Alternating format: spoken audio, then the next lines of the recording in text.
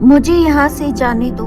मैंने तुम्हारा क्या बिगाड़ा है? तुम लोगों ने मुझे क्यों कैद कर रखा है? तुम इन सब में सबसे अच्छी हो। तुम में थोड़ी इंसानियत भी है। मुझे कृपा करके यहाँ से जाने दो। इसके बदले में तुम जो भी चाहो मैं देने के लिए तैयार हूँ। मैं अपना राजपाट तक दे दूंगा, पर मुझे अपनी आज़ादी चाहिए। मैं कोशिश करके देखूंगी। मैं तुम्हें बचाने का वादा तो नहीं कर सकती, पर मैं कोशिश कर देखूंगी। बचाओ बचाओ, मुझे यहाँ से जाने दो, मुझे छोड़ दो, मुझे जाने दो। जाओ भागो, उस तरफ भागो। वो घोड़ा मेरा है, उस घोड़े पर बैठ जाओ। वो तुम्हें यहाँ से दूर ले जाएगा।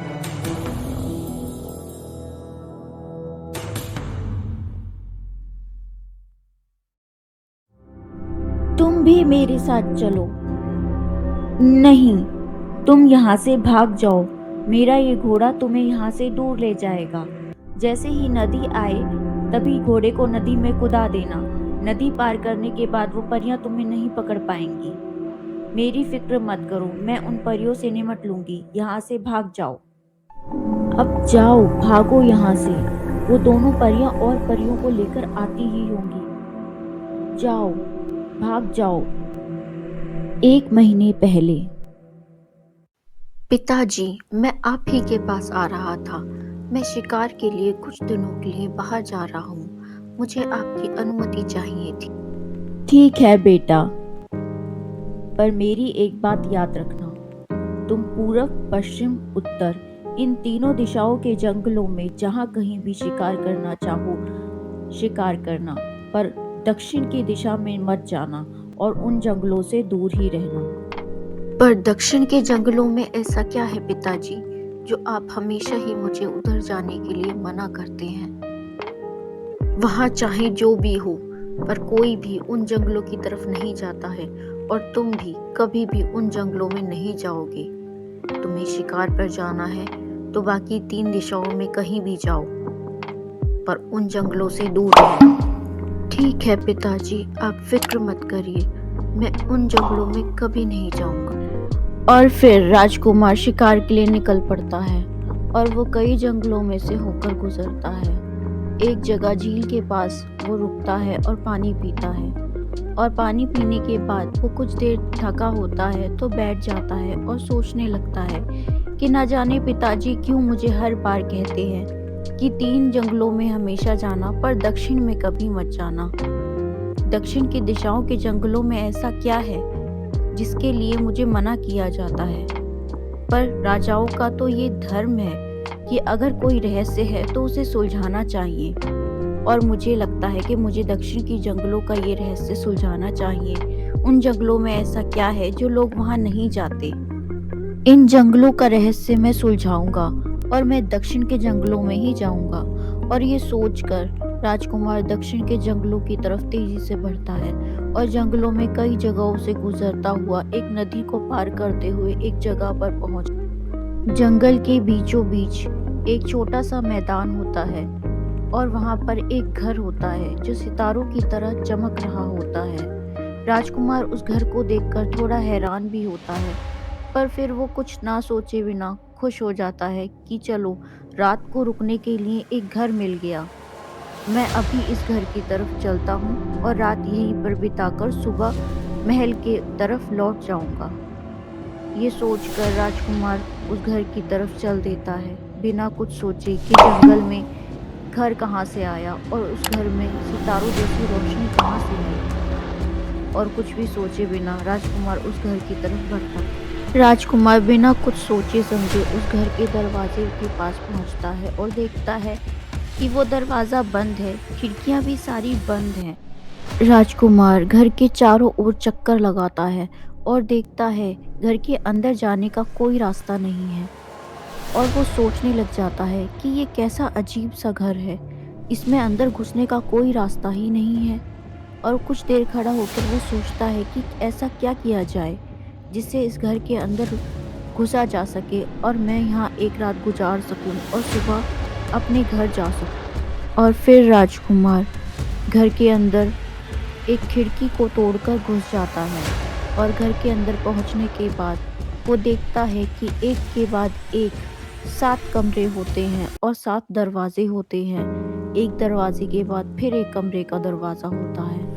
उसके बाद वो एक कमरे का दरवाज़ा खोलता है और उस कमरे में चला जाता है और वहाँ पर एक कुर्सी के ऊपर बैठ जाता है और फिर राजकुमार को नींद आ जाती है और वो सो जाता है। और फिर सुबह होने पर उसकी आँख खुलती है और वो नींद से जागता है। रात को पूरी नींद मिलने पर राजकुमार की थकान भी दूर हो गई होती है और फिर वो कुछ देर सोचता है कि इस जंगल में ऐसा कोई रहस्य नहीं है, ये सारी अफवाहें हैं और अब ये अफवाहें ख़त्म हो जाएंगी जब मैं इस सबको जाकर ये कहूँगा कि मैं इस जंगल से लौट कर आया हूँ और मुझे यहाँ ऐसा कोई रहस्य नहीं मिला। ये सोचकर वो खुश होकर उठता है और चलते हुए वापस उसी खिड़की के पास जाता है जहाँ से वो इस घर में आया था। पर वहाँ जाकर वो देखता है और हैरान हो जाता है क्योंकि उस खिड़की को तोड़कर वो अंदर आया था और उसका कांच अब फिर से जुड़ा हुआ है, खिड़की जुड़ी हुई होती है और वो घर के अंदर बंद हो गया होता है। और राजकुमार ये सोच में पड़ जाता है कि ये खिड़की कैसे जुड़ गई। और फिर राजकुमार वापस उसी कमरे में आकर बैठ जाता है और वो सोच में पड़ जाता है कि आखिर वो खिड़की कैसे जुड़ गई, जिस खिड़की को कल रात वो तोड़कर इस घर में घुसा था और यहाँ आकर सोया था। और यहाँ इस जंगल में तो दूर दूर तक उसे कोई भी इंसान नजर नहीं आया, तो वो खिड़की किसने जोड़ी। और अब वो इस घर में कैद हो गया था क्योंकि खिड़की वापस टूट ही नहीं रही थी और उसे तोड़ने के लिए वहाँ ऐसी कोई चीज़ भी नहीं थी। राजकुमार थोड़ी चिंता में था कि अब वो यहाँ से कैसे निकले। और फिर राजकुमार के सामने 7 लड़कियाँ आ जाती हैं। वो सातों बहुत ही सुंदर होती हैं और देखने में वो किसी राजकुमारी के जैसी दिख रही होती हैं। उन्हें देखकर राजकुमार हैरान हो जाता है। आप सब कौन हैं? ये तो हमें तुमसे पूछना चाहिए कि तुम कौन हो और हमारे घर में क्या कर रहे हो। ये घर आपका है? माफ़ करना, मैं थका हुआ था और जंगल में मुझे ये घर दिखा और मैं रात को यहाँ रुक गया क्योंकि और कहीं कोई जगह नहीं थी।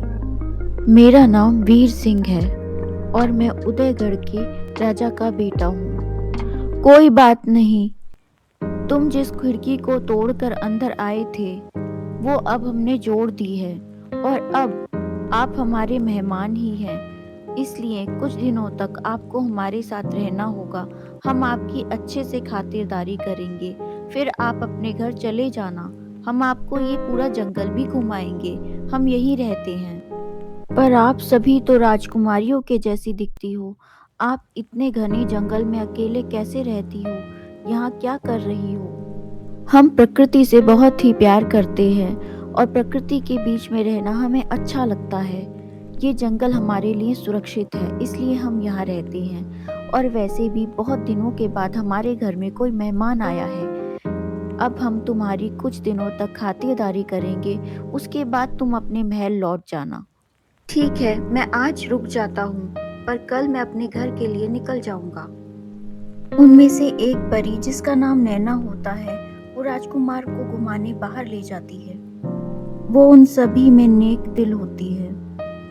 समय आया तो मैं तुम्हारी मदद जरूर करूंगी। राजकुमार एक खाली कमरे के कोने में खड़ा होता है, तभी वहां अचानक 2 परियां आ जाती हैं और वो हैरान हो जाता है। वो एक साइड में चुपचाप खड़ा रहता है। परियां आपस में बात कर रही होती हैं। हम इस राजकुमार की बलि 30 दिन बाद देंगे।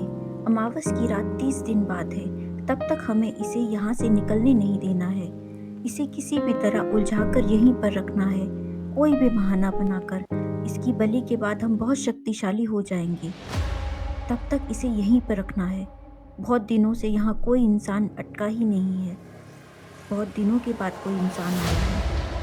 अब हम इसे जाने नहीं देंगे, इसे यहीं कैद रखेंगे। तो ये सारी परियां हैं, मुझे जल्दी ही यहाँ से भागना होगा वरना ये मुझे मार डालेंगी। राजकुमार वहाँ से भाग ही रहा होता है, तभी वहाँ सारी परियां आ जाती हैं और राजकुमार को पकड़ लेती हैं। तुम कहाँ भाग रहे हो? राजकुमार समझ चुका था कि अगर परियों को मेरा डर दिखा तो वो मुझे कैद कर लेंगी, इसीलिए वो सारी बातें जानकर भी अनजान बना रहा और उसने ऐसे दिखाया कि उन परियों को जानने के बाद उसे कोई फर्क नहीं पड़ता। नहीं नहीं, मैं कहीं नहीं भाग रहा था। मैं तो बस ऐसे ही घूमने निकला था। मुझे बाहर की ठंडी हवा में घूमना है, इसीलिए मैं बाहर आया। मुझे जंगल में घूमने का मन है। अगर आप लोगों के पास घोड़ा है तो आप अपने घोड़े पर मुझे घुमा दीजिए। फिर मैं आपके साथ ही रहूँगा कुछ दिन और, जब तक आप चाहें। मुझे पर अभी जंगल में घूमना है। तभी परियों को ये एहसास हो जाता है कि ये समझ चुका है कि ये यहाँ से नहीं भाग सकता। बस अगर थोड़ी देर घूमना चाहता है तो क्यों नहीं इसे घुमा देते। परियां इस बात के लिए राजी हो जाती हैं और उसे अपना घोड़ा देने के लिए भी राजी हो जाती हैं। वो उसे कहती हैं कि हम तुम्हें यहाँ सारे जंगल में घुमा देंगे। ठीक है, नैना परी का घोड़ा सबसे सुंदर है, हम तुम्हें वही घूमने के लिए देंगे। तुम जितना जी चाहे यहाँ जंगल में घूम लो। ठीक है, हम सब तुम्हारे साथ ही रहेंगे, जितना चाहे उतना घूम लो। नहीं, रुक जाओ, पीछे रहो, नदी से पीछे रहो। नदी की तरफ मत जाओ, रुक जाओ। और फिर राजकुमार परी के बताए अनुसार ही नदी के पास जाता है और घोड़ा नदी में कूदा देता है और घोड़े से वो पूरी नदी पार कर जाता है। पर तभी उसे नैना परी का ख्याल आता है कि ये सारी परियां मिलके इसे मार डालेंगी, तो वो वापस आता है और फिर नैना परी को भी वहां से अपने साथ लेकर नदी पार करके अपने महल लौट जाता है और वहां से फिर नैना परी परी लोक को चली जाती है और राजकुमार अपने महल चला जाता है। हेलो दोस्तों, अगर स्टोरी पसंद आई हो तो वीडियो को लाइक और चैनल को सब्सक्राइब करके जाएं और आप हमें सुपर थैंक्स के साथ सपोर्ट कर सकते हैं।